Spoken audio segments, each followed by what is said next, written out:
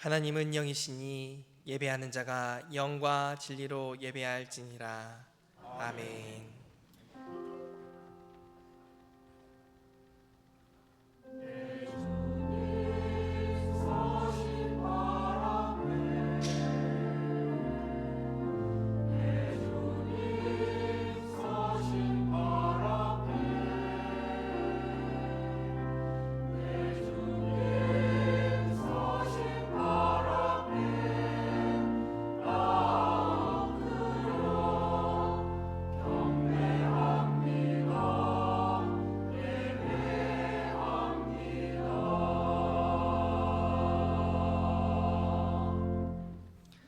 아버지 하나님, 감사합니다. 사랑하는 주의 성도들 이렇게 한자리에 모여 하나님을 예배하게 하시니 감사합니다. 마음과 뜻과 힘을 다하여 드리는 이 예배를 주님 받아주시고, 예배하는 우리에게 주의 손이 함께 하셔서 주님의 손과 발이 되어 살아가게 역사하여 주시옵소서. 예수님의 이름으로 기도합니다. 아멘. 다 같이 일어나셔서 찬송가 1장 찬양하겠습니다.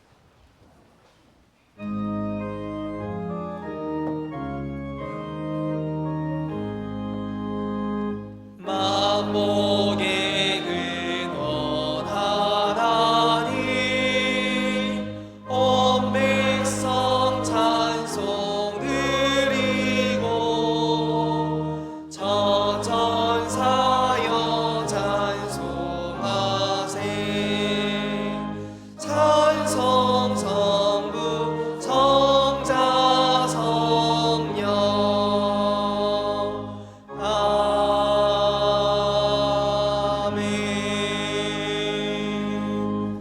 같이 성취교도 가시겠습니다.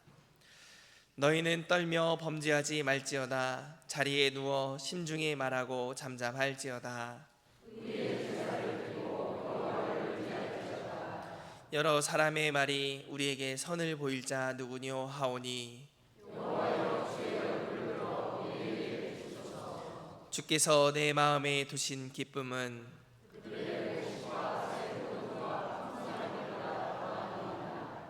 너희가 평안히 눕고 자기도 하리니, 나를 안전히 살게 하시는 이는 오직 여호와이시니이다. 아멘. 사도신경으로 우리의 신앙을 고백하겠습니다. 나는 전능하신 아버지 하나님 천지의 창조주를 믿습니다. 나는 그의 유일하신 아들 우리 주 예수 그리스도를 믿습니다.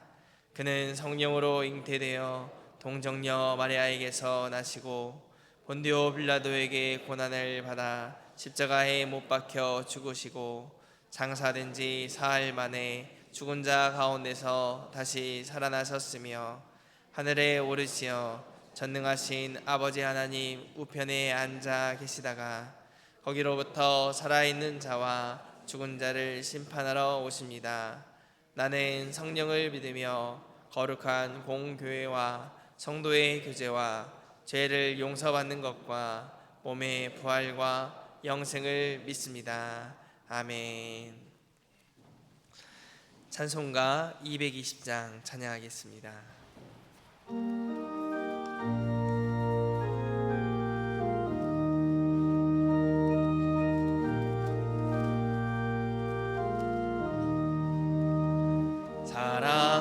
사랑하는 주님 앞에 형제자매 한자리에 그 쉬는 해 생각하며 즐거운 찬송 부르네. 내 주 예수 보낼 바다 모든 사람 내 몸같이 환난 근심 위로하고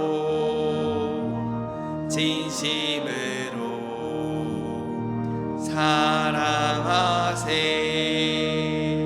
사랑하는 주님 앞에 온갖 충성 다 바쳐서 외로우나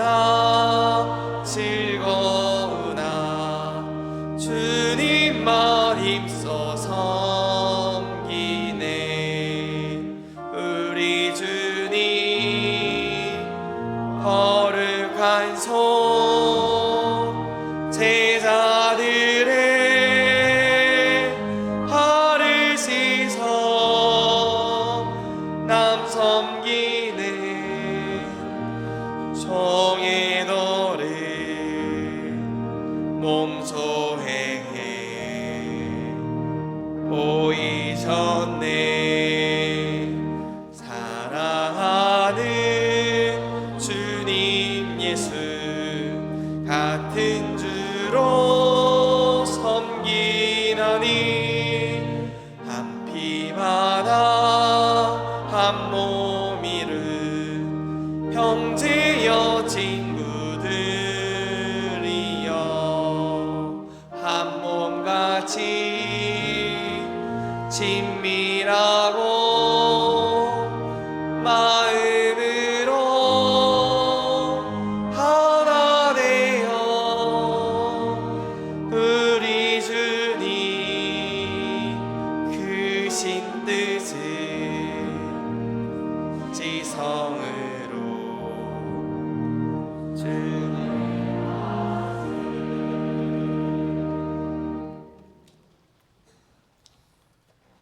전능하신 하나님 아버지, 예배의 자리로 불러주시고 아버지를 예배케 하심을 감사드립니다.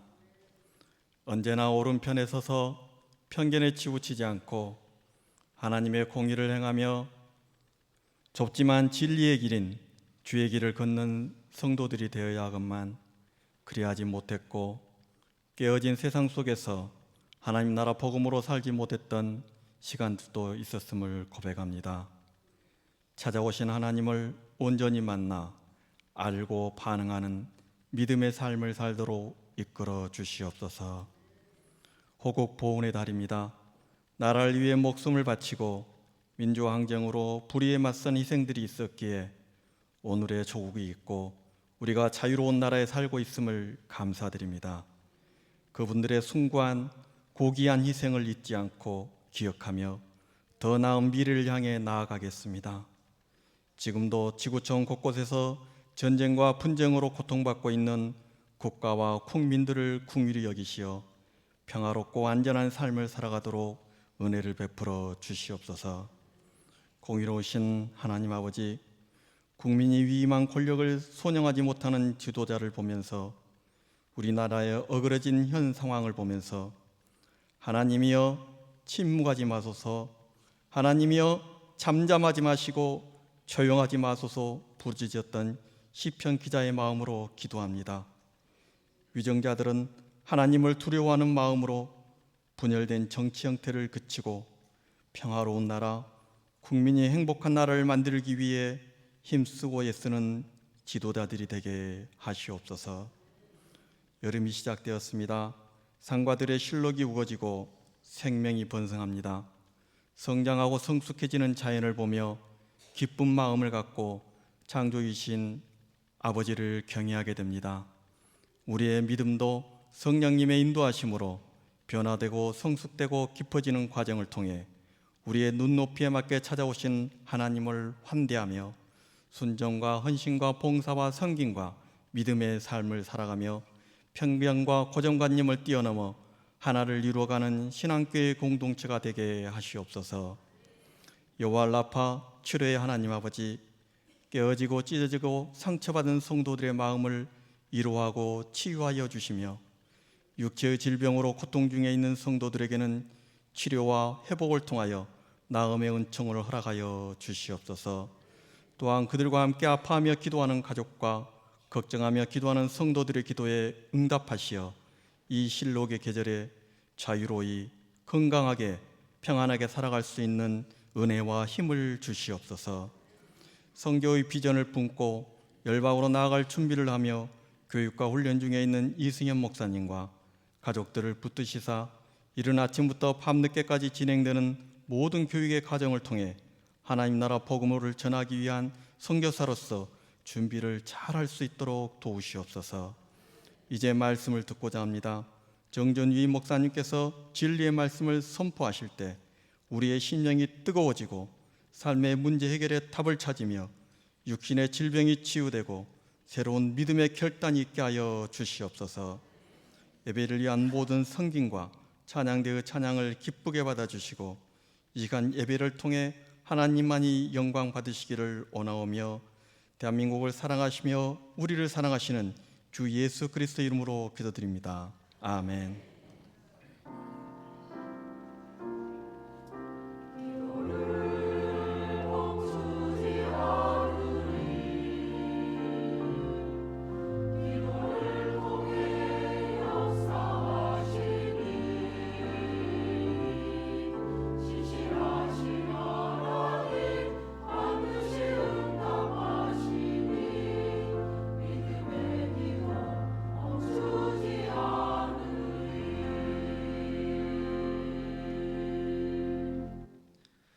오늘 우리에게 주시는 하나님의 말씀은 사도행전 11장 19절에서 26절까지의 말씀입니다. 신약 성경 207쪽에 있습니다.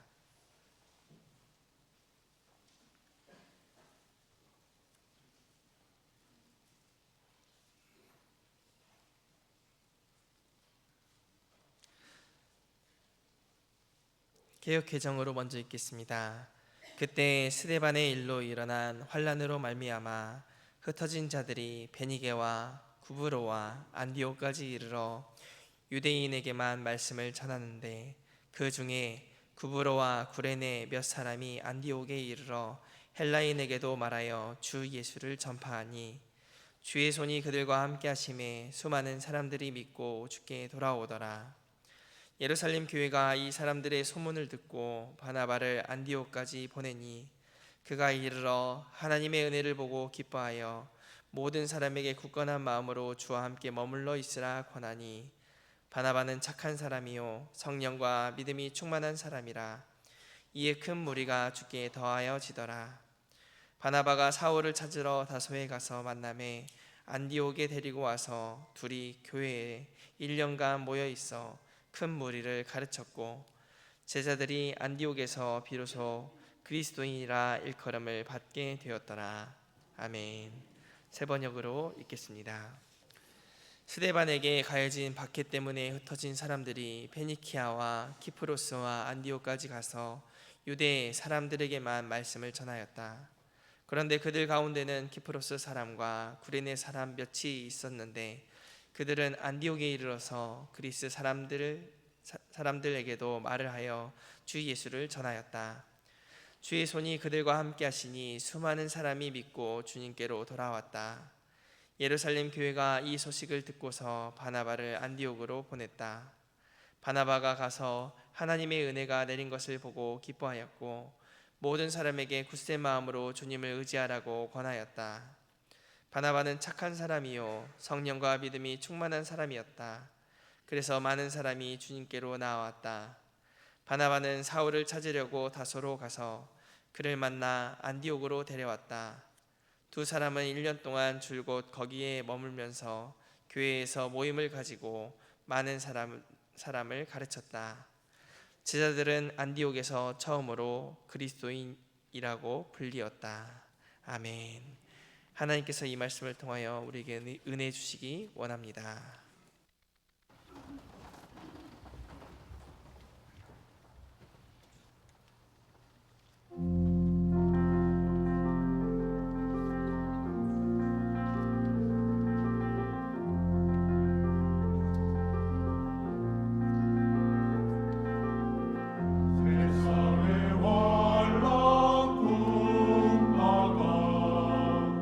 나에게 몰려올 때에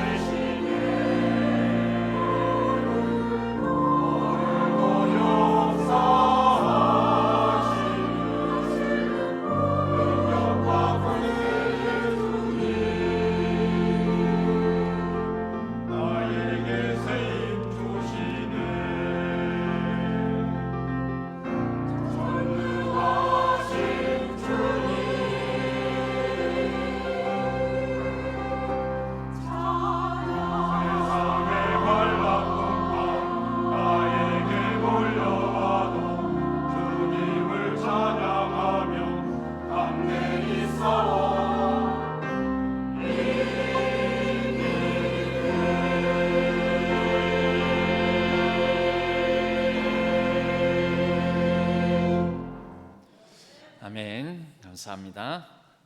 잠깐 기도하겠습니다.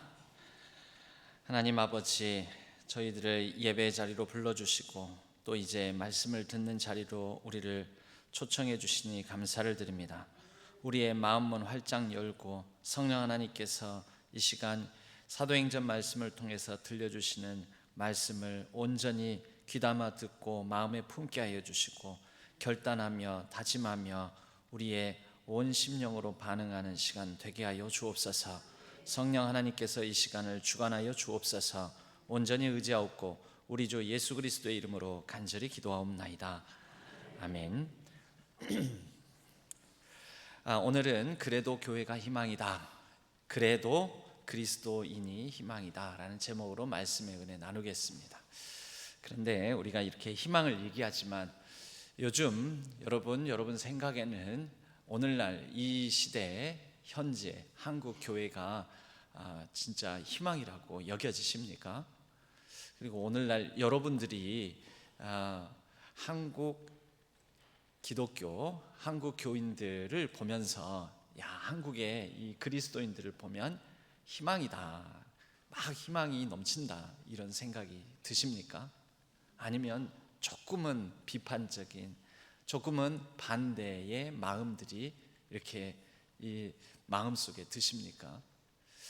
교회가 희망이라면, 교회가 희망이니까 사람들은 다 희망을 쫓고 희망을 원하니까, 또 희망적이라면 교회가 잘 돼야 되고 또 새로운 교회들도 개척이 많이 이루어져야 되고, 그렇게 새롭게 태어난 교회들도 부흥하고 성장하며 잘 세워져 나가야 되는데, 단도직입적으로 요즘 개척 교회 개척이 잘 된다고 여러분들은 여기십니까? 그렇지 않다라고 생각이 드신다면 아마도 저랑 비슷한 생각이실 것 같은데, 요즘 교회 개척 안 된다, 개척 교회 잘 안 된다라는 마음이 있으시다면 여러분 다시 돌아와서 교회가 희망이 있습니까?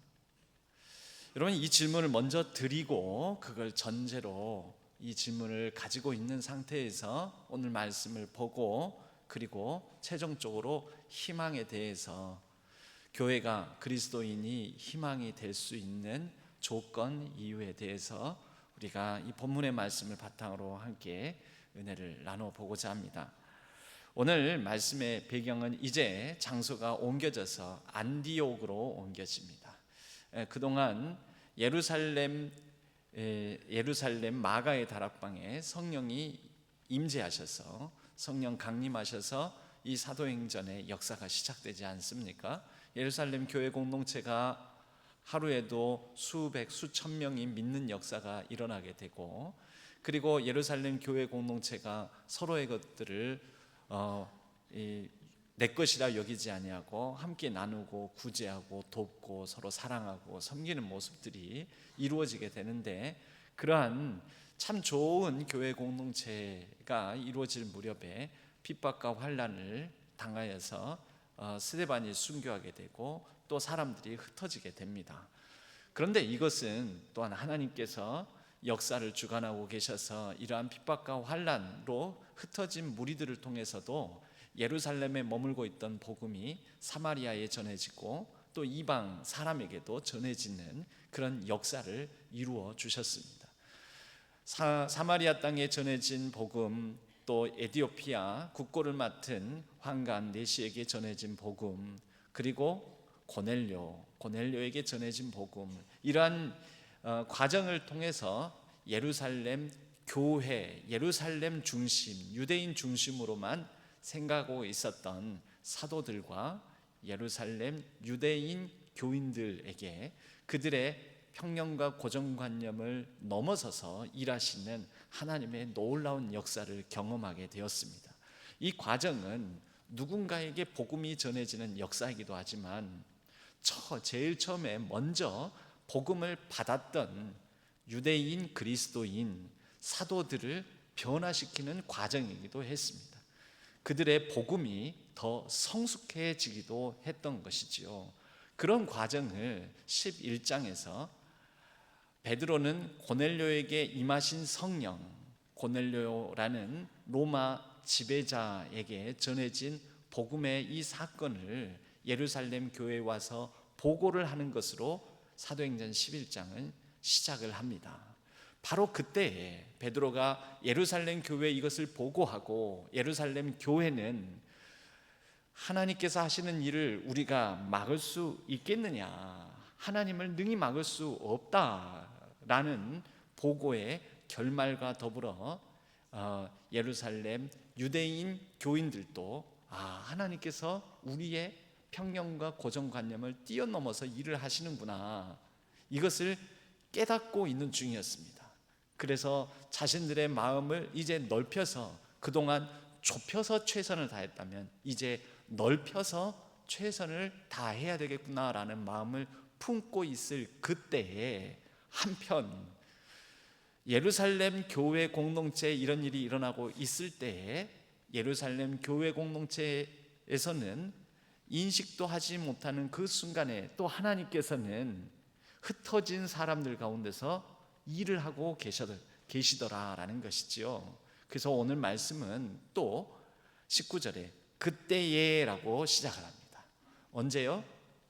예루살렘 교회 공동체에 베드로가 고넬료에게 임한 성령, 고넬료가에게 전해져서 그가 복음을 믿고 그리스도인이 되었다라는 사건을 보고하고 또 증거하고 있을 그때에 하나님께서 하시는 일을 아무도 막을 수 없다라고 예루살렘 유대인들이 공유하고 있을 그때에, 그래서 하나님께서 하시는 일을 따라 기존에 좁은 최선을 다했다면 이제 더 넓은 최선을 다해야 되겠다라는 결단과 도전을 다짐하고 있을 그때에 이제 다시 사건의 현장을, 이 스포트라이트를 돌려서 다른 곳으로 옮겨서 사도행전 11장을 시작하고 있다라는 거죠. 스데반의 일, 한참 전 스데반의 일로 일어난 환란으로 흩어진 사람들이 있는데, 이 흩어진 사람들은 한편 어떻게 하고 있느냐, 베니게와 페니키아라는 지역입니다. 구브로, 키프로스라는 세계사적으로는, 세계 지리적으로는 그렇게 일컬어지는 곳입니다. 구브로와 안디옥까지 이르러 유대인에게만 말씀을 전하는데, 흩어진 사람들이 유대인에게만 말씀을 전합니다. 여러분, 유대인들이 말씀을 잘 받겠습니까? 이미 유대인들의 본산이라고 할 수 있는 예루살렘에서 핍박과 박해로 흩어진 사람들이 전하는 복음이 아닐 거잖아요. 복된 소식이 아닐 거잖아요.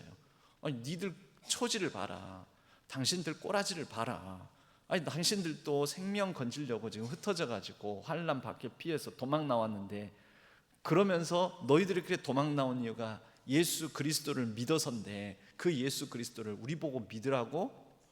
이렇게 될 거잖아요. 그래서 유대인들에게 전하는데, 아마도 그 다음에 사도행전은 유대인들이 말씀을 잘 받지 않더라, 이 말은 없지만 쉽지는 않았을 것입니다. 복음 전해지는 것이, 야 너나 믿어라, 너 예수 믿는다고 해서 예루살렘에서 지금 쫓겨나오지 않았느냐, 예수 믿으면 폐가망신한다, 이런 부정적인 인식이 있었을 것입니다. 그러니 유대인들에게만 복음을 전하는데 유대인들이 받지를 않습니다. 유대인들은 왜 유대인들이 받지도 않는데 유대인들에게만 복음을 전하고 있었을까요? 이 흩어진 사람들도 예루살렘에서 고넬료에게도 복음을 전하고 이런 일들을 못 들었을 수도 있죠. 그들에게는 여전히 하나님의 일은 우리끼리만 듣고 전하고 나누고 공유해야 된다라는 유대 선민 의식이 가득 차 있었을 것입니다. 그런데 바로 그때에 20절에 보면 그 중에 구브로와 구레네에서 온 몇 사람, 구브로와 구레네 출신 몇 사람이 왜 유대인에게만 전해야 될까? 헬라인에게도 전하자. 그래서 이방인 헬라인, 유대인들은 상종하지 않을 헬라인에게도 예수 그리스도를 전하는 일이 있게 됩니다. 놀라운 것은 여기에 하나님의 역사, 지금 하나님은 예루살렘에 있는 사도들과 베드로를 중심으로 한 사도들과 유대인들의 생각도 변화시켜 갖고 계시지 않았습니까? 복음이 이방인들에게까지 막 확장되는 역사를 펼쳐가고 계셨습니다. 여기 있는 사람들이 그 소식은 못 들었을지라도, 지금처럼 교통, 통신, 인터넷이 발달된 시대가 아니었으니까요, 못 들었을지라도 하나님께서는 동일하게 일하고 계셨던 거지요. 예루살렘 교회 공동체가 이방인에게도 복음이 전해져야 된다라는 것을 이제 막 받아들이고 있을 그 무렵에 이 흩어졌던 사람들도 복음이 유대인에게만 아니라 헬라에게도 전해져야 된다, 이런 마음을 가지고 전했더니 과연 역시 하나님께서 역사하시는 대로 주의 손이 그들과 함께 하셔서 예수 그리스도를 고백하며 믿는 사람들이 많아지게 되었다라는 거지요. 많은 사람들이 믿고 주께 돌아오게 되었습니다. 여러분, 이 도시 안디옥이 어떤 곳이냐면요, 안디옥은 바로 이 사도행전의 당시 이 배경 시대로부터 약 300년 전에 인위적으로 만들어진 가장 헬라적인 도시가 안디옥입니다. 당시 인구 50만 명 정도가 모여 사는 곳으로 추정이 되는 곳인데요, 이 정도 규모가 어느 정도냐면 당대 최고의 도시가 단연코 로마 제국 시대니까 로마입니다.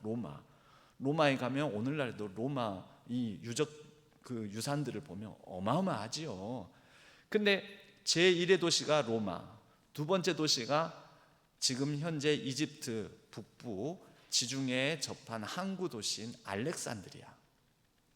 알렉산드리아라는 곳에는 당시에 10만 권이 넘는 도서, 책이 소장되어 있는 도서관이 있었답니다. 그때 당시에요.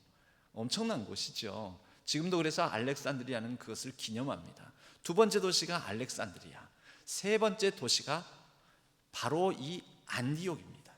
안디옥이라는 이름은 안티오코스라는 사람의 이름을 땄는데, 바로 이 지역이 알렉산더 대왕이 세계를 정복하지 않았습니까? 당시의 세계요. 그러니까 광활하고 넓은 땅을 차지하게 되었는데, 그만 30 초반 나이에 열병에 걸려서 죽습니다. 일찍 죽게 되니까 이 드넓은 정복한 땅을 그의 휘하에 있었던 4명의 장군들에게 쪼개서 나눠줍니다. 시리아, 이스라엘 이 지역은 당시 셀리우코스라는 왕조를 연 니카토르라는 장군에게 알렉산더 대왕이 물려주게 되지요. 그리고 바로 이곳에는 셀레우코스 왕조가 들어서게 됩니다. 바로 이 사람의 아버지가 누구냐면 안티오커스입니다. 그러니까 그는 왕조를 열고 이제 내 나라다 하고 하게 될 때 가장 헬라화된 도시를 곳곳에다 아버지 이름을 붙여서 도시를 만들게 되는 거지요. 그리고 시리아 지역에 있는 아버지 이름을 딴 안디옥, 그리고 비시디아 지역에 아버지 이름을 딴 비시디아 안디옥, 또 다른 지역에 아버지 이름을 딴 또 다른 헬라화된 도시 안디옥. 해서 안디옥은 한 군데가 아니었습니다. 당시만 하더라도 한 5군데 정도 안디옥이라고 불리는 도시가 있었고, 앞에 그 지방 이름을 붙여가지고 수리아 지방에 있는 안디옥, 수리아 안디옥, 비시디아 지방에 있는 안디옥, 비시디아 안디옥, 이렇게 이름을 붙여두고 있었던 거죠. 이 안디옥이라는 지역은 바로 이렇게 가장 헬라화된, 그리고 대도시로서 번영하고 번성하는 곳이었고, 특별히 이 수리아 안디옥은 지중해로부터 나는 여러 가지 각종 산물들, 또 대륙으로부터 나는 각종 자원들이, 산물들이 모여가지고 상업적으로도 번영하고, 그래서 돈이 넘쳐나는 곳이었습니다. 부유한 곳이었습니다. 돈이 넘쳐나고 부유하면 무슨 일이 있을까요? 죄짓기 딱 좋은 환경이 되는 거죠. 그런 상황에서 윤리, 도덕, 사상, 가치 이런 것들이 잘 확립되어 있으면 괜찮지만, 그런 게 확립되지 않은 상태에서 많은 물질적인 풍요로움만 있게 되면 딴짓을 하게 된다라는 거죠. 특별히 이 안디옥은 이 디프네라는 님프 요정의 여신이 있습니다. 디프네의 여신을 섬기는 도시였고, 동시에 바커스, 여러분 바카스 아시죠? 그 피곤할 때 피로 회복제로 먹는 바카스 있잖아요. 예.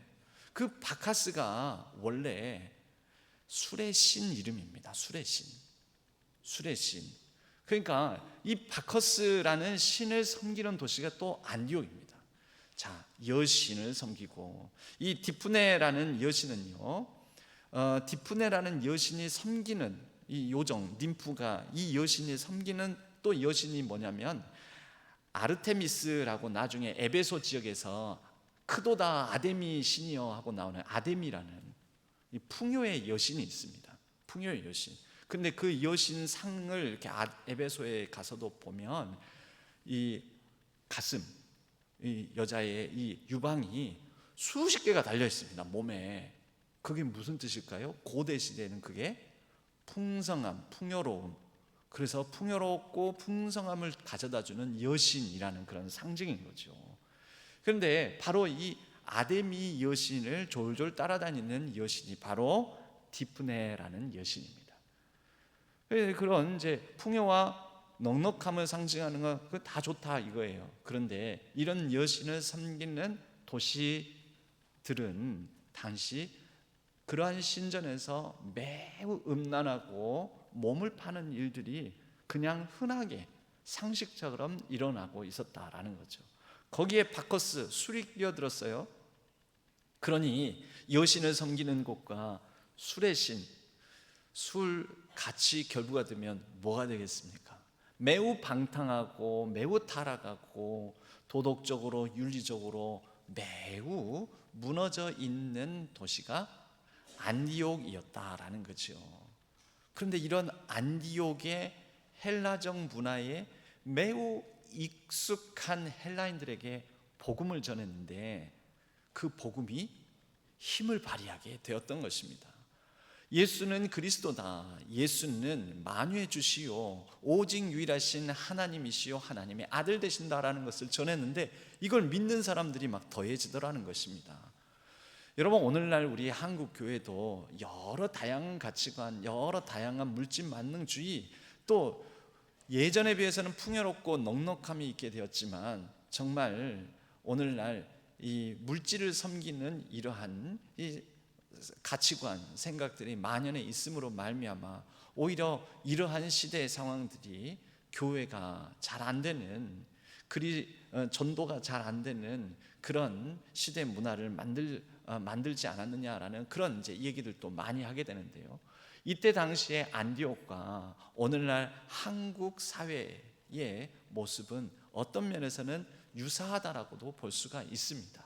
복음이 잘 전해지지 않을 척박한 상황, 교회가 잘 되는가 안 될 것 같은 상황. 여러분, 이미 예루살렘 교회의 공동체에 있다가 환난과 박해로 흩어지고 쫓겨나와 있었던 이 사람들 이미 어느 정도 실패자잖아요, 어떤 면에서 보면. 그런데 이곳에 와서 유대인에게 전하는 것도 또 실패가 되고, 그런데 헬라인에게 전했는데 더 복음을 안 받아들일 것 같은 헬라인들이 예수 그리스도를 믿게 되는 역사가 펼쳐지더라는 것입니다.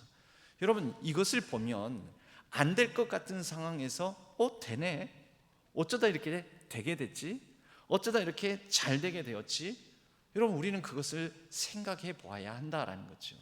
여러분, 그 이유를 우리는 이렇게 생각해 볼 수 있습니다.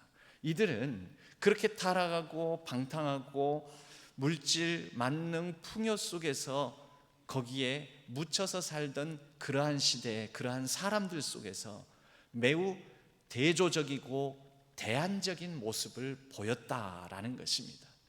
대조적이고 대안적인 모습. 교회가 무엇인가? 여러분, 교회가 무엇인가? 여러 가지 다양한 방식으로 정의를 내릴 수가 있습니다. 예수 그리스도를 주로 모시고 머리로 삼은 예수 그리스도를 주로 믿는 사람들의 모임, 이렇게 정의를 내릴 수도 있겠고, 다양한 방식으로 내릴 수가 있겠지만, 교회가 어떤 것인가, 세상 사람들에게는 어떻게 비춰져야 되는가, 어떤 공동체인가. 여러분, 저는 대조 공동체요 대안 공동체다라고 말하고 싶습니다. 여러분, 이때 이 사람들 쫓겨나고 환난 박해를 피해서 흩어졌던 이 사람들이 함께 더불어서 살아가는 모습이 안디옥에서는 도저히 볼 수 없는 매우 대조적인 모습이 있었던 것입니다. 매우 대조적인 모습들. 물질 만능이라는 게 무엇입니까? 풍요롭다고 해서 자기의 것을 잘 나누는 게 아닙니다. 여러분, 오늘날에도 사실 그렇습니다. 많이 가졌다고 해서 잘 나누는 게 아닙니다. 오히려 적게 가진 분들이 더 잘 나눕니다. 비율적으로 보면, 여러분 예를 들어서 10억을 가진 사람이 1억 나누기가 쉽지 않죠. 그런데 1,000만 원 가진 사람이 100만 원 나누기가 더 쉽습니다. 비율적으로는 10%잖아요. 그럼 1,000만 원 가진 사람은 100만 원 나누는 것을 더 잘합니다. 그리고 그러한 사람들에 의해서 사실 많은 교회의 역사가, 희망이 되는 교회의 역사가 이루어졌음을 저도 짧은 목회의 경험 가운데서도 많이 목도하게 됩니다. 여러분, 이들은 그렇게 흩어진 사람들이었지만 이방 땅 안디옥에서는 나그네에 불과했지만 이들이 살아가는 모습은 없는 중에서도 예루살렘 교회 공동체에서 성령 강림 이후에 자기의 것을 내 것이라 여기지 아니하고 함께 나누어서 구제하고 돕고 섬기고 했던 이런 모습들이 여러분 안디옥에 있는 부유하고 넉넉히 가진 그들에게는 매우 대조적으로 보이지 않았겠습니까? 이 사람들 왜 이러지? 매우 대조적이다. 우리랑 달라. 이들이 믿는 신이 뭐길래? 우리는 디프네도 믿고 바커스도 믿고 제우스도 믿고 헬레나도 믿고 아테네도 믿고 여러 다양한 신들 믿는데 그들을 보니까 오직 하나님만 믿더라. 오직 예수 그리스도만 따라 살아가더라. 그렇게 만 믿고 살아가는데 우리처럼 다양한 신에게 여러 보험 넣어놓듯이 이럴 때는 지혜의 여신 따라서, 저럴 때는 바다의 신을 따라서, 이때는 술의 신을 따라서, 이때는 미의 여신을 따라서, 그러면서 더 다양한 신들을 통해서 다양한 복을 받을 수 있는 우리보다도 너무 대조적으로 대안적으로 잘 살잖아. 여러분, 이것이 그들로 하여금 단순히 말로 전해지는 복음이 아니라 삶으로 전해지는 복음을 목도하면서 그들이 예수는 진짜 그분만이 하나님이시요 하나님의 아들이시구나라는 것을 믿게 되지 않았겠습니까? 여러분, 오늘날 교회 공동체가 이 시대에 암울하고 여러 가지 전망이 어두운, 교회가 쇠락하고 쇠퇴해 간다라고 분석하는 이 시대에도 교회가 희망이 될 수 있다면 어떤 모습 때문이겠습니까? 대조적이고 대안적인 공동체의 모습을 보여줄 때에 이 시대에 희망이 되지 않겠습니까? 여러분, 이 대조적인 공동체라는 것은 거룩하다. 교회는 거룩하다. 거룩한 공동체다. 거룩하다의 다른 호칭입니다. 거룩한, 대조적, 대안적. 여러분, 이 시대에 사람들은 거룩의 뜻을 잘 모릅니다. 우리는 교회를 다니면서 거룩하다는 것은 이런 거겠거니, 이런 거구나 라고 생각하지만, 여러분, 교회 밖에 세상 사람들이 거룩하다라는 것을 어떻게 인식할까요? 대조적이구나. 대조적인 모습을 통해서 교회는 거룩하구나 라는 것을 교회 밖의 사람들은 이해한다라는 거지요. 대안적이구나. 대안적인 모습을 통해서 거룩하다라는 것을 이해한다라는 것이지요. 그러므로 여러분, 우리가 세상 사람에서 우리는 말이야 하나님을 믿어서 거룩한 사람들이야. 우리 교회를 다니는 교회는 하나님을 믿는 거룩한 공동체야 라고 말하지 말고 사람들 앞에 자신을 이렇게 당당하게 얘기할 수 있어야지요. 나는 교회를 다니는데 나는 세상 사람들과 다른 대조적인 사람이야. 나는 세상에서 대안이 있는 사람이야. 영생을 향하여서 대안이 있는 사람이야. 이 시대 가운데서 대안을 내놓을 수 있는 사람이야. 나를 봐. 힘들고 어려워도 나는 대안이 있는 삶을 살지 않느냐. 여러분, 그것이 바로 거룩한 모습이라는 것입니다. 하나님을 향하여서는 오직 하나님 한 분만, 그러나 사람을 향하여서는 어느 누구도 차별하지 않는 마음으로 유대인이나 헬라인에게도, 사람을 향하여서는 도의 마음을 가질 수 있는 사람, 가난한 사람도 부유한 사람도, 여러 가지 건강한 사람, 연약한 사람도 건강한 사람도, 부족한 사람도 많이 배운 사람도, 어느 누구에게도 우리는 하나님의 희망으로서 대조, 자요, 대안자여야 한다라는 것이죠.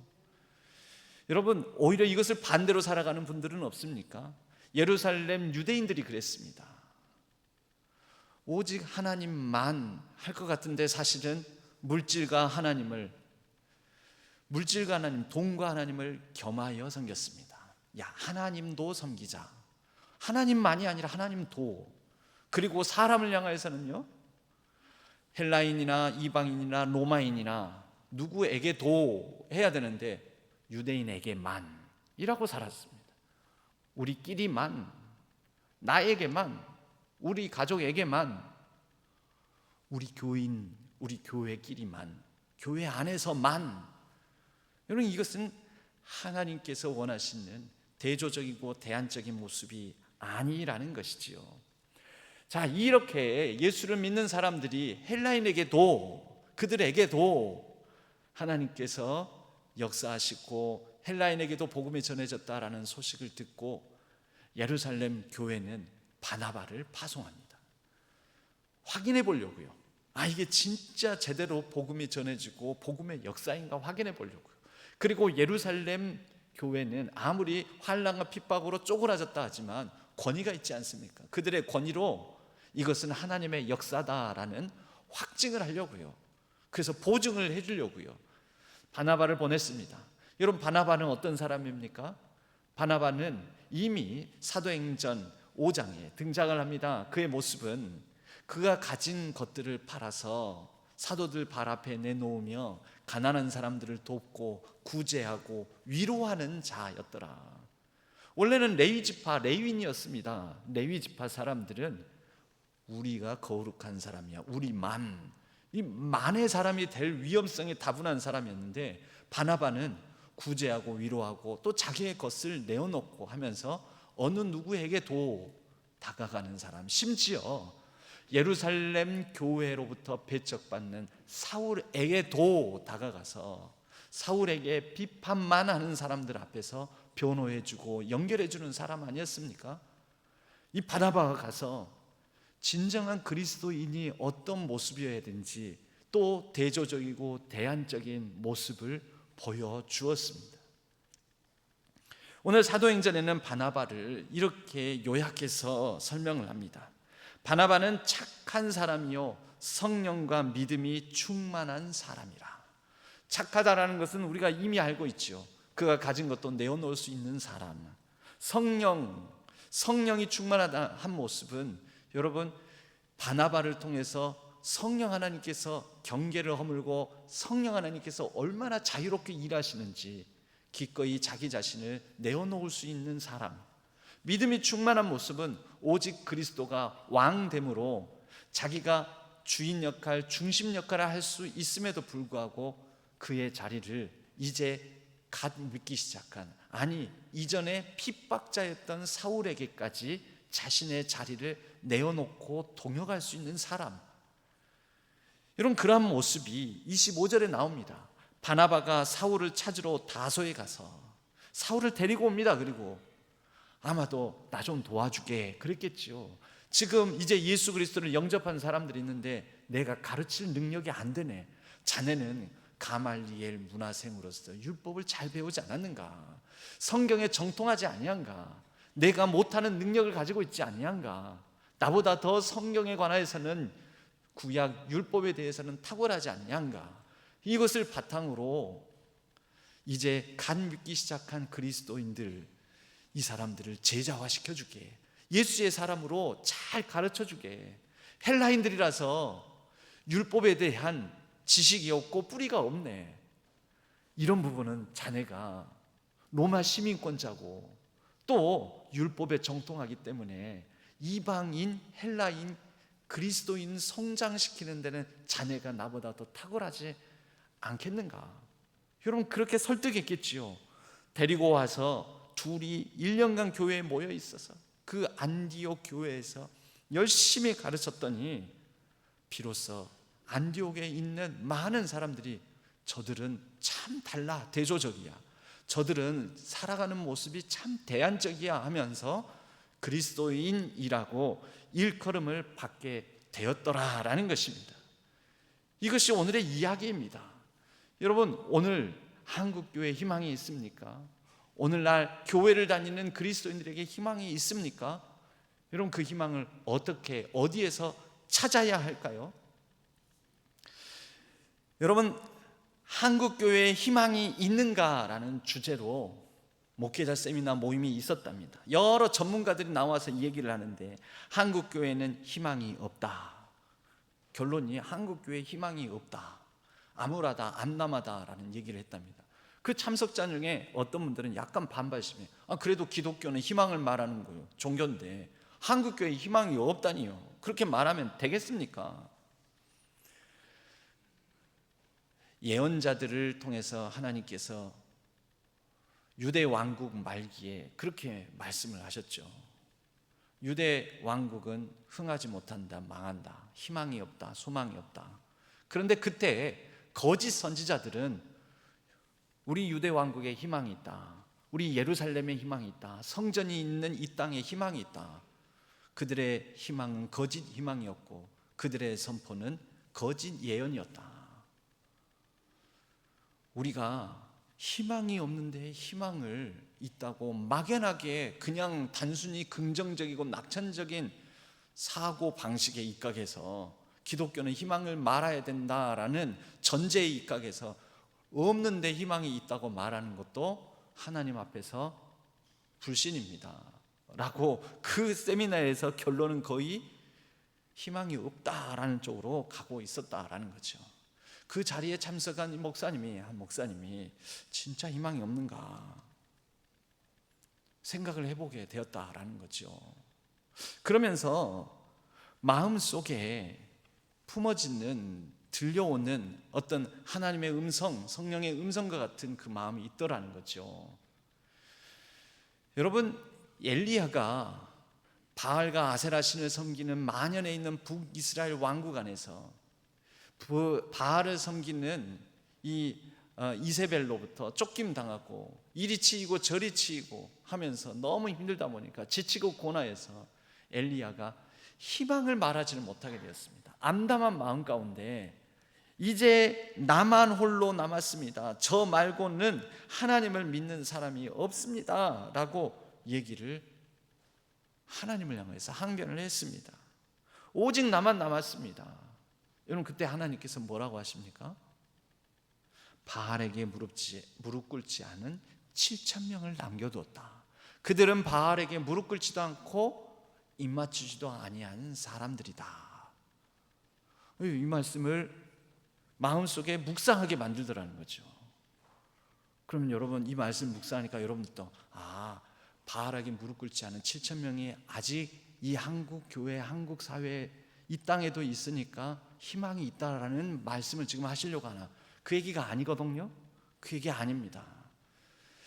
목사님이 이 말씀을 가지고 묵상하는 중에 마음속에 이런 생각이 들더라는 거죠.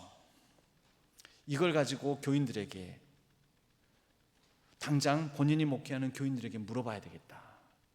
여러분 이 시대에 바알에게 무릎 꿇지 않는 하나님께서 남겨주신 7,000명이 있다는 걸 믿습니까? 라고 먼저 물어봐야 되겠다. 여러분 어떻게 생각하세요? 바알에게 무릎 꿇지 않은 7,000명을 하나님께서 이 땅 암울하다고 쇠락해 간다고 하는 이 시대에도 남겨주셨음을 믿습니까? 아멘이라고 분명히 하셨습니다. 두 번째 질문, 그러면 그 7,000명 중에 당신이 그 한 사람입니까? 여러분, 바알에게 무릎 꿇지 않는 그 남겨진 7,000명 중에 한 사람이 바로 당신입니까? 우리 신앙교회는 희망이 있습니다. 아멘이라고 아까보다 더 크게 얘기하시잖아요.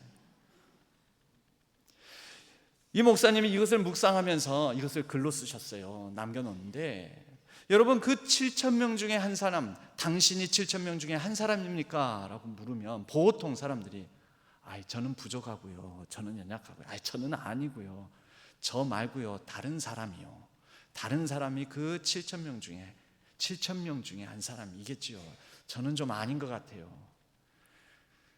만약에 그러면 희망이 없습니다.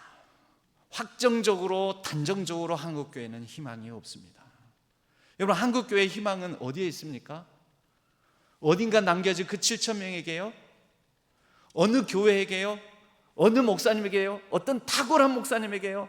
설교 잘하는 어떤 분에게요? 어떤 유명한 목사님에게요? 어떤 능력 있는 목사님에게요? 어떤 대단한 성도님들에게요? 아니에요. 한국교회의 희망은요, 나에게 있어요. 여러분에게 있어요. 우리에게 있어요. 우리가 나에게서 예수 그리스도 안에 믿음, 소망, 사랑을 확인하고 대조적이고 대안적이지 못하면 한국교회는 암울해요. 그런데 내가 그 바알에게 무릎 꿇지 않은, 입 맞추지 않은 7,000명 중에 한 사람이라면 한국교회는 희망이 있습니다. 우리 신앙교회가 바알에게 무릎 꿇지 않은 그 7,000명이 모인 교회라면 우리 신앙교회가 희망이 있는 것입니다. 여러분, 대조적이고 대안적인 사람이 내가 되지 못하고서 한국교회의 희망을 찾습니까? 내가 바로 그러한 대조적이고 대안적인 그리스도인이 되지 못하면서 한국교회의 희망을 말할 수 있습니까? 내가 나를 봐도 희망이 없고, 내가 전혀 대안적이고 대조적이지 않은데, 내가 그런 결단과 헌신이 없는데, 내가 그렇게 바나바와 같이 안디옥 교회의 교인들처럼 그러한 암울하고 힘들고 어려운 상황 속에서도, 타락한 문화 속에서도 대조적이고 대안적으로 살아가고자 결단하며 그들이 그 안디옥이라는 사회 속에서 희망의 증거가 되지 않았다면 어떻게 그곳에서 그리스도인이 나올 수 있었을 것이며 안디옥 교회의 부흥의 역사가 있을 수 있었겠습니까? 여러분, 오늘 우리는 희망이 없다라고 여겨지는 시대를 살아갑니다. 여러 객관적인 지표는 그렇습니다. 그런데 그럼에도 불구하고 희망은 다시 사람에게 있습니다. 그리스도인, 사람입니다. 그리고 그러한 사람이 모인 곳이 교회입니다. 오늘 다시 나로부터 시작해야 됩니다. 바로 나로부터 내게 희망이 있는가? 박노해 시인의 시 가운데에는 그래서 그분의 시집을 엮어서 쓴 책이 사람만이 희망이다 라고 하는데, 그분의 그 시집에는 다시라는 시가 나옵니다. 거기에 이렇게 나옵니다. 희망찬 사람은 그 자신이 희망이다. 여러분, 이 사람이라는 부분에 사람, 그리스도인이 사람이잖아요. 예수의 사람, 예수를 따르고자 하는 사람, 바알에게 무릎 꿇지 않는 사람, 여러분, 그리스도인을 넣어서 본다면 희망찬 그리스도인은 그 자신이 희망이다. 한국 사회, 한국 교회, 길 찾는 사람은, 길 찾는 그리스도인은 그 자신이 새 길이다. 참 좋은 그리스도인은 바나바처럼 착한 사람이요, 성령과 믿음이 충만한 사람은 그 자신이 이미 좋은 세상이다. 어떤 세상이요? 하나님 나라다. 그리스도인 속에 들어있다. 그리스도인에게서 시작된다. 다시 그리스도인만이 희망이다. 바로 저와 여러분, 우리 안에 다시 시작되는 희망이 있는 줄로 믿습니다. 이 시대에 한 사람의 희망찬 사람으로서, 그리스도인으로서 이 땅에 교회의 희망을 노래하고 사람이 희망임을 노래할 수 있는 한 사람의 그리스도인 되어 우리 신앙교회를 이 땅의 소망 공동체와 희망 공동체로 일궈 나가는, 그래서 우리 안에 하나님 나라가 있다라고 대조적이요 대안적으로 제시하는 저와 여러분 우리 신앙교회 되기를 주님의 이름으로 간절히 축복합니다. 하나님 아버지, 연약하고 부족하지만 그러나 바알에게 무릎 꿇지 않는 한 사람이 당신이냐고 묻거든 예, 내가 바알에게 무릎 꿇지 않는 대조적이요 대안적인 한 사람입니다. 그래서 나는 이 땅의 희망입니다. 교회의 희망입니다. 바로 한 사람의 희망이 희망찬 그리스도인입니다 라고 말할 수 있는 내가, 우리 교회가 되게 하여 주옵소서. 의지하옵고 우리 주 예수 그리스도의 이름으로 간절히 기도하옵나이다. 찬송가 454장 찬양하겠습니다.